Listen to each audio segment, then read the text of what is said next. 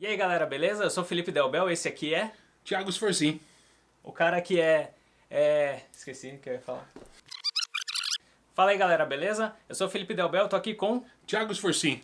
Que ele é luthier guitar tech, youtuber. E hoje a gente vai fazer uma brincadeira aqui. Então eu trouxe minhas caixas. Carreguei o carro. Trouxe aqui no Estúdio Revolution em Sorocaba.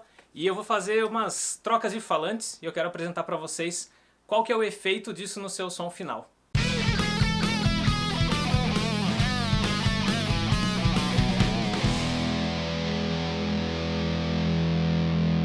Para esse vídeo de hoje eu trouxe 3 caixas. Então uma delas é a Marshall 1960 BX com falantes greenback. Aí tem a outra Marshall, que é a 2536A com falantes V30 da Marshall. E essa aqui é a EVH 2 de 12 com falantes G12H30 Anniversary. O que a gente vai fazer aqui é gravar um riff com cada caixa e depois fazer uma dança dos falantes aqui entre as caixas. Então, como vão ficar no final vai ser o seguinte. Essa caixa aqui vai ficar com 2 greenbacks e 2 vintage 30. A Marshall vai ficar com 2 greenbacks. E essa aqui vai ficar com um G12H30 e um V30. Qual que é a vantagem de fazer essa mistura com falantes? Então você consegue misturar falantes com vozes diferentes. Senão não faz muito sentido, certo? Exatamente, botar 2 falantes igual na mesma caixa não é mix de falante. E com isso você vai ter um som diferente, então a caixa chega com um som, vamos dizer, a gente costuma dizer mais pronto, né? Mas é uma ideia de que o som de guitarra parece que ele chega mais cheio porque ele cobre um range de frequências maior.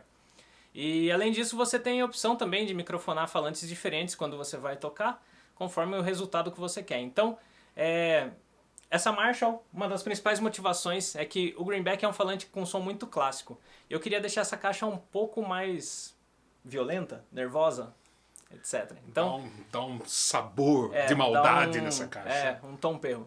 E na Marshall Vertical 2 de 12, eu queria deixar ela com um som bem clássico, essa mesmo. Um som bem clássico, então o greenback vai funcionar bem. E além de ser um falante leve, então é uma caixa já pequena e leve, então vai ficar mais leve ainda porque eu não sou muito forte. Apesar de pequena e leve, ela para carregar ela não tem alça superior, ele tem que pegar pela lateral. Então quanto mais leve, melhor. E daí por último, a EVH, que é uma caixa que eu tenho faz bastante tempo, eu uso bastante ela.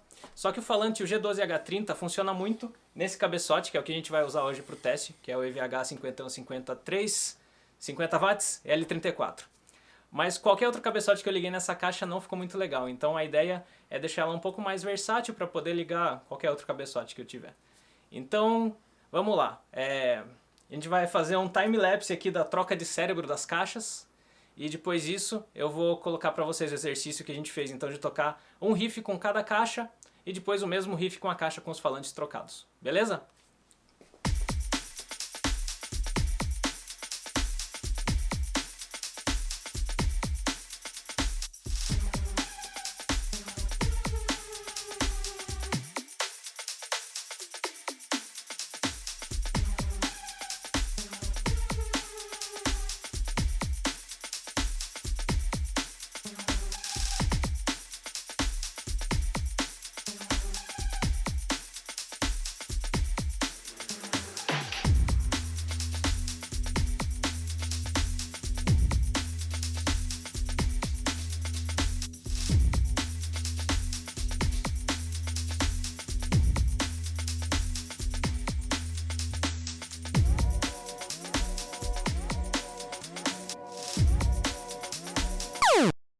Quanto é?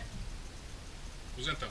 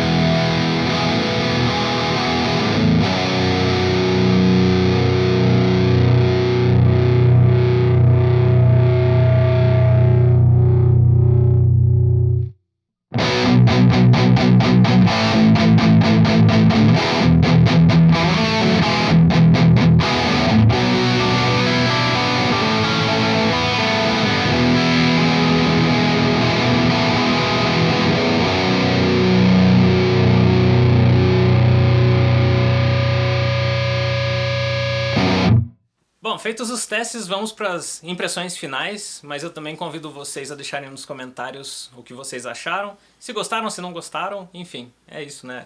Bom, na Marshall 4 de 12, eu acho que o resultado que eu queria foi obtido, então ela ficou um pouco mais malvada, você pode perceber até que as notas soltas elas têm uma textura diferente, então pensando em ligar um outro cabeçote para fazer um som mais pesado em vez de fazer só um som clássico, vai funcionar bem.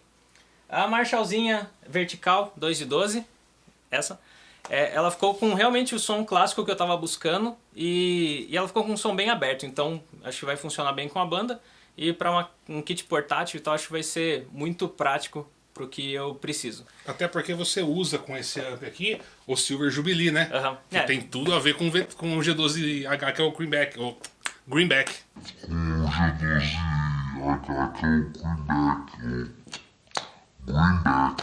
Greenback, isso aí. E daí por último, o EVH, embora eu testei com o Red que ele já funcionava bem, mas vendo pelo riff que eu toquei deu pra perceber que até o Palm Mute veio com aquela característica do V30 que é um pouco de malvadeza também, mas que parece que completou o som. Então, claro que eu vou ter que fazer mais testes em palcos quando voltar a tocar com as bandas, mas assim, pela ideia que eu tinha, o resultado foi bem positivo. E aí então, veio também um agudo, né, que você sentiu um pouco de falta, né, um brilho lá em cima, perto do 7K mais ou menos, que acho que a outra não tinha. Eu não sei se é perto do 7K, mas se o Esforcinho tá falando, eu vou aceitar que sim. Então, foi isso a bagunça que a gente fez. Os próximos passos agora é desmontar tudo isso aqui e teleportar tudo para casa, que não vai ser muito fácil. Então, obrigado se você assistiu até aqui. Eu sou Felipe Delbel, esse é o Thiago Esforcim. Se você ainda não conhece o canal dele, tem muitos vídeos com amplificadores, equipamentos, falantes e afins. Quase, muitos amplificadores, falantes, equipamentos e afins. Bom, se você quer conhecer algum cabeçote, provavelmente já passou pela oficina, o Esforcim já fez um vídeo. E a maioria dos vídeos de teste de cabeçote são com vários falantes e é uma das coisas que me motivou a fazer esse exercício com as minhas caixas. Então, espero que você tenha gostado. Se inscreve no canal, no dele também, não sei que lado que é. Deixa o joinha, ativa o sininho e até a próxima.